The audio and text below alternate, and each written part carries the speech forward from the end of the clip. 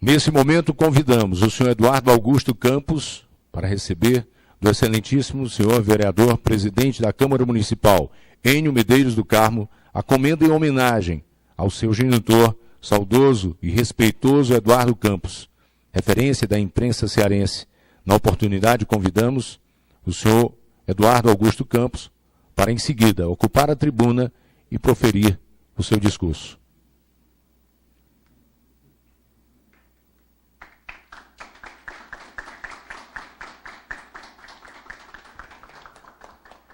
Boa tarde a todos. Eu me sinto em casa aqui na Pacatuba, porque desde 6 meses de idade, eu já estou perto de 68 anos, desde 6 meses de idade que eu venho aqui a Pacatuba semanalmente. Então, a Pacatuba para mim quando eu chegar aqui eu estou em casa. Então, fui criado aqui na Pacatuba, fui criado na Serra da Aratanha, fui criado brincando aí. Então, estar aqui para mim é um grande prazer. E trouxe a minha mulher de Fortaleza para aprender também a gostar da Pacatuba.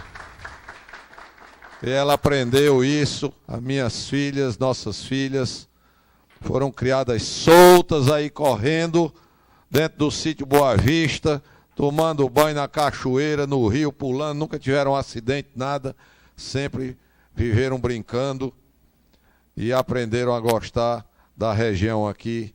Para mim, é a minha segunda casa. Senhor presidente da Câmara, vereador Enio Medeiros do Carmo, obrigado. Vossa Excelência foi o autor da proposição. Aqui também o nosso querido prefeito, doutor Alexandre Alencar, que nós já éramos conhecidos já, porque eu fui comerciante uma época da minha vida, e tinha uma loja de informática pertinho de onde o doutor Alexandre morava, e ele era meu cliente. Ia lá comprar material para o cartório dele aqui. E nem imaginava na época que um dia ele ia ser prefeito aqui da Câmara, ou prefeito da Pacatuba. E o vice-prefeito Marcelo Augusto Lima. E também a primeira-dama, Jane Menezes Alencar. Ela está aqui? Tá, não. Então, meus queridos ouvintes, é uma satisfação imensa estar recebendo essa homenagem ao velho Manelito. Ele nasceu, como já foi dito, no então distrito de Guaiúba. O local em que ele nasceu ainda está lá preservado. E filho de Maria Dolores e de Jonas Acioli Pinheiro. E depois ele veio morar aqui na Pacatuba ainda em tenra idade, pequenininho. E morou já agora na sede do município. E se criou aqui até depois os pais se deslocarem para Fortaleza. Eles foram morar na Avenida do Imperador em Fortaleza. Eu não sei de onde surgiu nele a veia artística, cultural. Apesar de Pacatuba ter gerado inúmeros grandes vultos dessa área, e são pessoas por demais importantes, eu estava agora há pouco ali no gabinete conversando com o presidente da Câmara, com o prefeito e outros vereadores, convidados estavam lá, sobre a valiosa história da Pacatuba. Essa história precisa ser resgatada, os imóveis antigos precisam ser definitivamente tombados. Sei que o excelentíssimo prefeito já está trabalhando nisso. Pacatuba tem uma história de uma importância magnífica dentro do nosso estado do Ceará. O casarão aqui da praça principal, onde foi realizada em 2 de fevereiro de 1883 a cerimônia da abolição da escravatura, um mês depois da Vila do Acarape, depois Redenção, passaram a perna na Pacatuba por um mês, né? Quase que a gente ganhava. Então, esse casarão que foi construído pelo tataravô do senhor prefeito, que hoje pertence à nossa família, E aí foi uma solenidade histórica. Os maiores vultos do Ceará estiveram presentes. Eu não sei de memória dizer todos, mas posso falar de General Tiburcio, de Bárbara de Alencar, Rodolfo Teófilo, que se encantou aqui de uma linda morena aqui de Pacatuba e se casou, Dona Raimunda Cabral. Ele era baiano, casou com a senhora aqui da Pacatuba. E ele entrou na União Libertadora e foi um dos grandes incentivadores para promover a abolição da escravatura aqui na nossa região. Então, tudo isso tem que ser resgatado. O nosso sítio aqui, o Boa Vista, o meu avô comprou de Juvenal Galeno. Eu acho que eu tinha acabado de nascer. Eu nasci em 41, acho que ele comprou em 49 ou 50. Ou nasci em 48, ele comprou em 49 ou 50. E essa propriedade, juntamente com todas as outras da região, fazem parte de uma história magnífica. Eu estava contando há pouco que o cidadão, acredito que bisavô do Juvenal Galeno, ele era dono de terras que iam de Fortaleza a Acarape e que iam até o outro lado, passavam da BR-116. Eu acho que ele foi o maior proprietário de terras da região. Isso tudo está já parcialmente levantado, mas precisa ser dado continuidade. E o meu pai era além de ser radialista, jornalista, começou no rádio em 1944, e trabalhou no grupo dos Diários Associados por 65 anos, faleceu trabalhando, entrou locutor, naquela época se chamava speaker, era como se chamava locutor de rádio. E quando foi namorar minha mãe, a minha avó não queria não, porque locutor de rádio, isso não era uma coisa muito boa, né? Locutor de rádio e tal, né? Depois foi a grande amiga dele, né? A sogra se tornou grande amiga, mas locutor de rádio, pois ele de locutor de rádio, ele se tornou um dos 22 donos dos Diários Associados, porque Assis Chateaubriand, que foi o grande homem das comunicações no Brasil, ele não queria que o império jornalístico construído por ele se acabasse nunca. E como os filhos dele eram meio, digamos, avoados e que iam jogar as empresas fora, ele pegou e convocou os melhores funcionários que ele tinha. Isso é um caso inédito no Brasil, não existe nada igual. Transformou e criou o condomínio dos Diários Associados. E o condomínio é formado por 22 comunheiros. Não há hereditariedade. O meu pai, quando faleceu, eu não herdei a parte dele das empresas. Por que eu não herdei? Porque é para permanecer ad eterno. As empresas nunca irão se acabar. Quando falece um dos comunheiros, os demais se reúnem e escolhem um outro companheiro para ocupar o lugar. Então, sempre continuam 22 tocando à frente o trabalho de Assis Chateaubriand. Então, o pessoal pensa que eu fiquei milionário. Não, eu não herdei. O comunheiro, quando falece, a família recebe uma indenização e estamos conversados. Outro vai para o lugar para dar continuidade àquele trabalho. Então, ele, de locutor, terminou diretor dos Diários Associados e um dos sócios, dos comunheiros. Mas enveredou pela área cultural, área artística.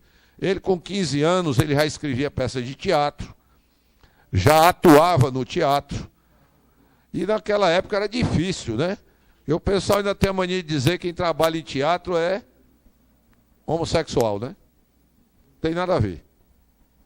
Hoje esse negócio virou homofobia, ninguém pode nem falar muito, mas na época era uma coisa complicada.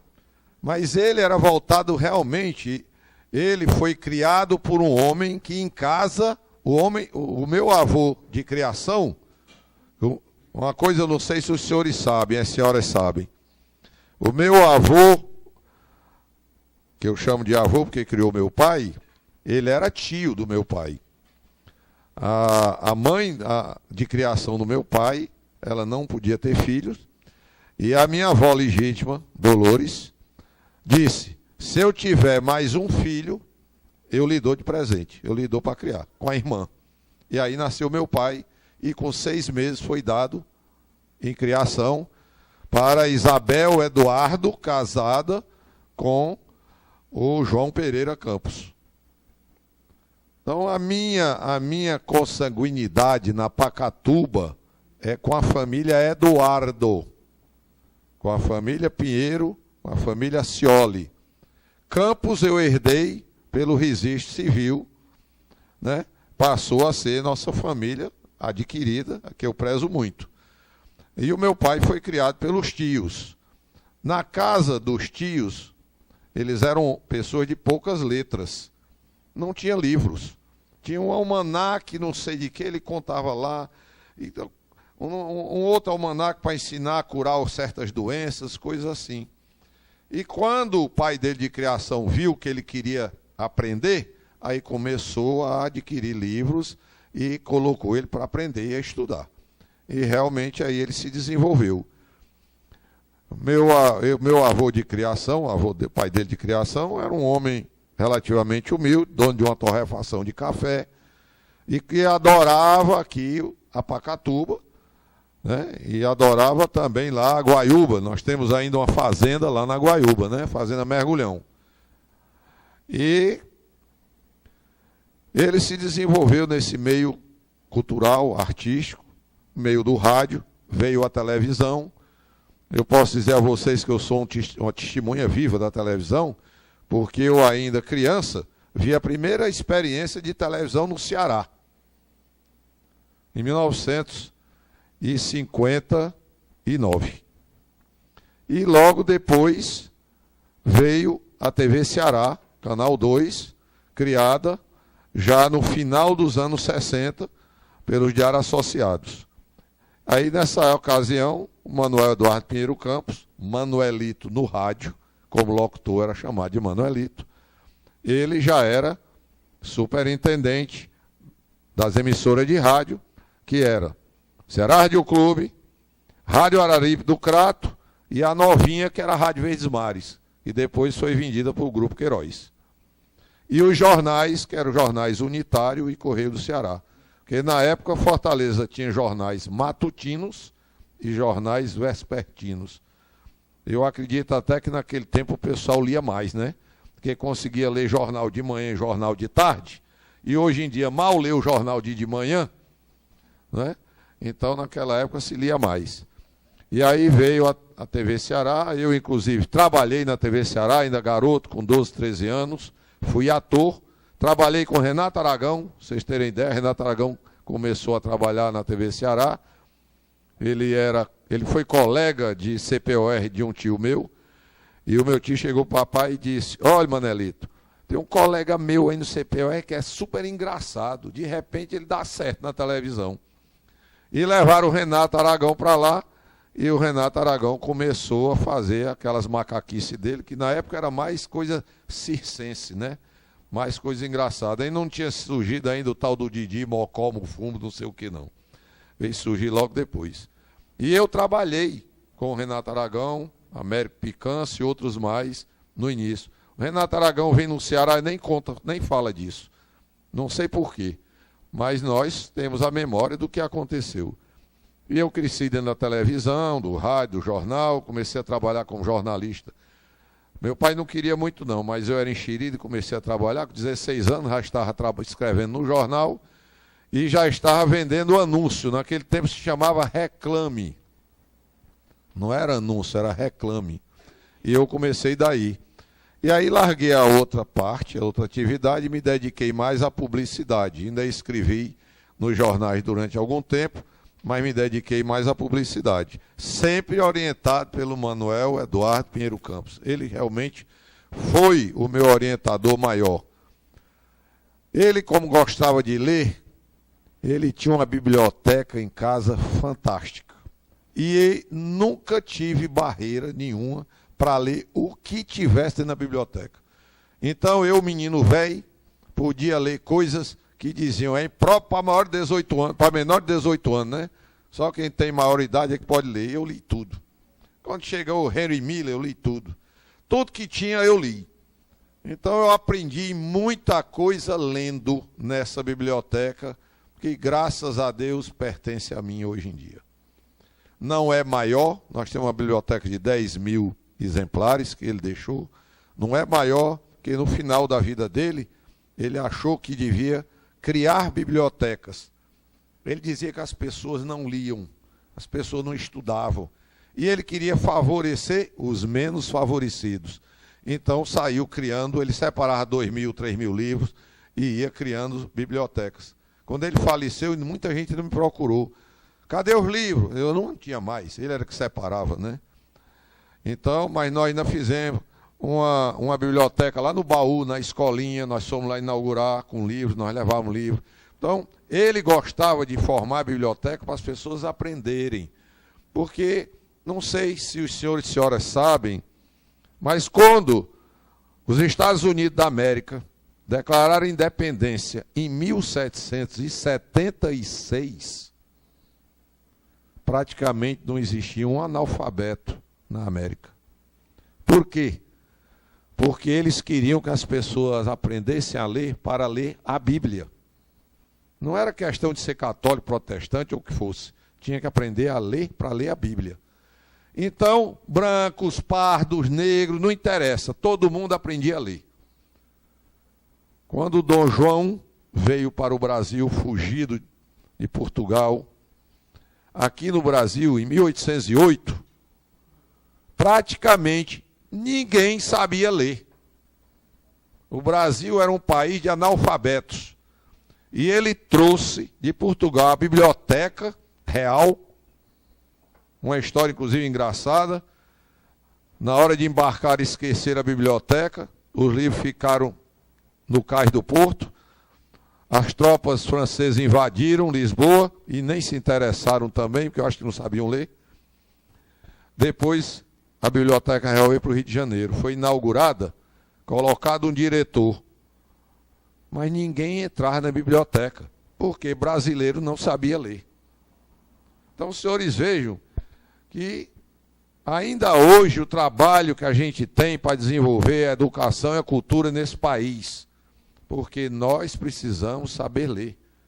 Eu tenho um exemplo aqui muito próximo. O meu gerente do sítio aqui, que é um homem da minha idade, ele sabe contar dinheiro, mas ele não sabe ler. Então é um problema sério isso que nós temos no país. Então, velho Manelito, ele era um batalhador nessa área aí, da cultura e na área da educação. Fez parte do conselho da Universidade Federal do Ceará, né?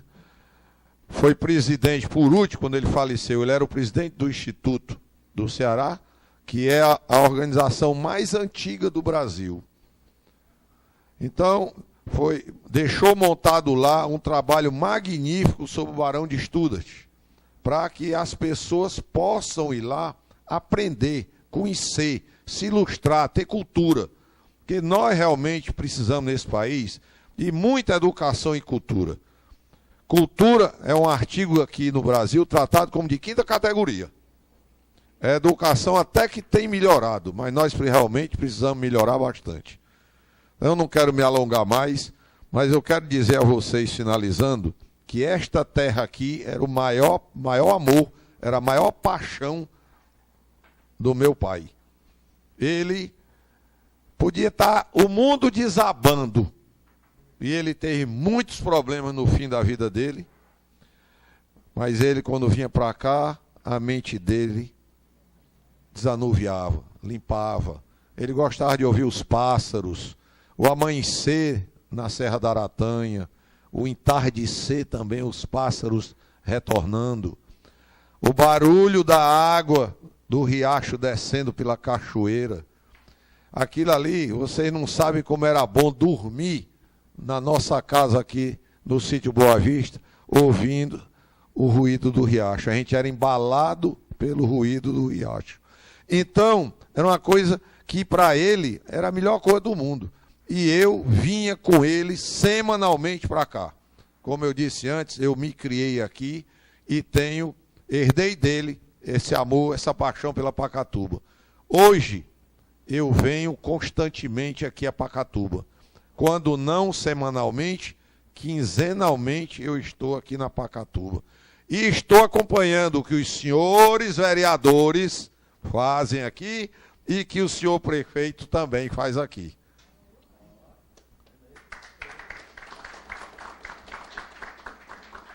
Essas coisas eu observo desde criança. Eu participo, eu gosto de participar, não quero criticar ninguém, nem quem sou eu para criticar os outros. Mas eu gosto de ver o que estão fazendo, como é que estão fazendo, como estão fazendo, o que é que isso propicia de bem para o povo. Eu hoje faço parte, hoje não, desde 93, eu faço parte de uma entidade que o meu pai também fez parte, e o meu sogro também, chamado Rotary Club Internacional. É uma entidade que reúne líderes do mundo inteiro. Nós hoje somos um pouco mais de 1.300.000 líderes do mundo, homens e mulheres, que se reúnem para projetar e para desenvolver serviços de apoio à comunidade. Nós temos, para você ter ideia, um dos maiores programas do mundo. Chama-se, em inglês, End Polio Now. Ou seja, acabar com a poliomielite agora.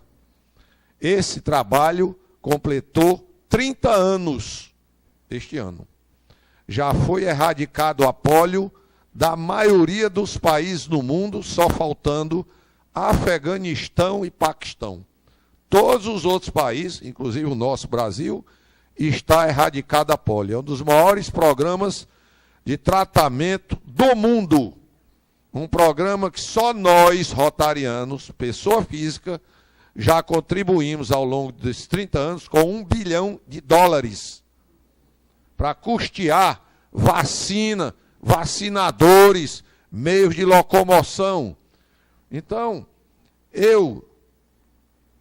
ao fazer parte dessa entidade, eu vou ser, inclusive, governador da minha área de distrito, Ceará e Piauí e Maranhão, brevemente. Já estou sendo preparado para isso. Eu tenho o poder de observar, ver o que é que está para acontecer, o que deve ser feito, como auxiliar as comunidades carentes. Pra vocês terem ideia, só o meu clube de Rotary, ao longo dos últimos anos, já distribuiu mais de 700 cadeiras de roda. Então, nós fazemos um trabalho magnífico. E o meu pai era rotariano. Eu fui ao Rotary pela primeira vez com ele, com 7 anos de idade. E a minha mulher disse que eu falo muito. Mas com 7 anos de idade no Rotary, eu fiz o discurso. Fui eu que discursei lá. Eu fui também o orador do doutor do ABC. Então, eu herdei do meu pai... eu herdei do meu pai... Não o dom da oratória como ele era, que ele era um orador magnífico, né? Era um homem que realmente é fantástico. O meu tio Milton Pinheiro, né? Milton Pinheiro, figura magnífica esse meu tio, um homem de uma cultura imensa, mas quieto no canto dele. Sempre foi um homem de retaguarda. Escreveu todos os discursos do governador Adalto Bezerra. Vocês nem sabem disso. Ele era quem escrevia os discursos do governador Adalto Bezerra. Começou a trabalhar junto com Humberto Bezerra. E depois passou, foi secretário e fazia todos os discursos. Era um homem magnífico, casado aqui com a Pacatubana, não é? Filha do seu Figueiredo, a minha saudosa tia Antonieta. E, quer dizer, a família do papai era toda mentira nessa coisa. O outro irmão dele lá, que foi para o Amazonas, se casou com um amazonense, também teve estação de televisão lá, né, TV Baré. Então o pessoal era metido nessa coisa. Mas a parte mesmo da cultura era o velho Manelito, junto com outro pacatubano aqui, danado, chamado Arthur Eduardo Benevides. Os dois eram primos, da mesma idade, estudaram juntos, fizeram faculdade de Direito juntos. O Arthur Eduardo foi para o lado da poesia e o meu pai foi para o lado do conto e do romance. E ele fazia qualquer coisa. Como ele disse, ele escrevia peça de teatro, conto, romance, história, folclore. Eu nunca vi. E para finalizar, só dizer aos senhores que nós temos o Instituto Eduardo Campos, foi findado logo após a morte dele. Nós gostaríamos de poder ter reformado esse casarão e sediar aí o Instituto, com a biblioteca e com a série de serviços para a comunidade da Pacatuba. Infelizmente, nós não temos recurso financeiro para tanto, porque hoje nós temos o projeto pronto, não se pode construir porque custa caro. Hoje, qualquer imóvel desse que você vai colocar, disponibilizar ao público, que tenha mais de um andar, tem que ter até elevador, é exigência legal, exigência da lei. Então, nós temos o projeto pronto. Ia ser executado quando era secretário de Cultura, o senhor Alto Filho, que foi quem, entre parênteses, deu corda para que realmente fosse aqui.